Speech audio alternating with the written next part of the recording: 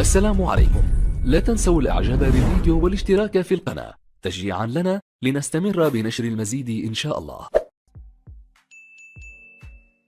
السلام عليكم ورحمة الله وبركاته. أهلا بكم مع موعد مباراة الأهلي اليوم مع بيراميدز في الدوري المصري الممتاز والقنوات الناقلة والتشكيل المتوقع لفريق الأهلي في مباراة اليوم، وإليكم تفاصيل هذه المباراة ولكن بعد هذا الفاصل.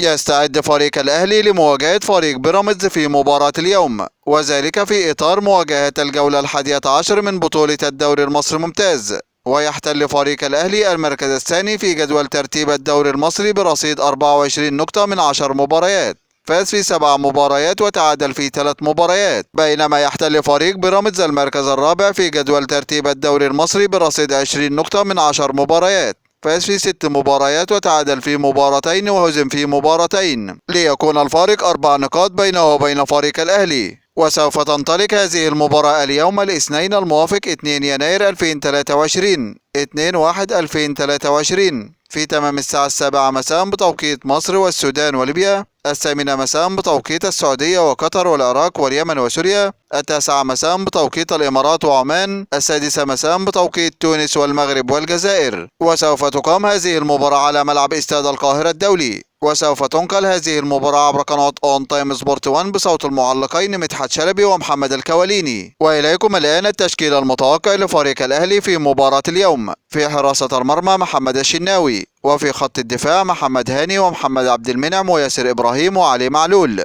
وفي خط الوسط اليو ديانج وحمدي فتحي ومحمد مجدي أفشة، وفي خط الهجوم حسين الشحات وبرونو سافيو وشادي حسين. هذا كل ما لدينا عن موعد المباراة، وانتظرونا في موعد مباريات قادمة بإذن الله تعالى. ولا تنسوا دعم الفيديو بلايك والاشتراك في القناة وتوقع نتيجة المباراة في التعليقات أسفل الفيديو. دمتم في أمان الله، والسلام عليكم ورحمة الله وبركاته.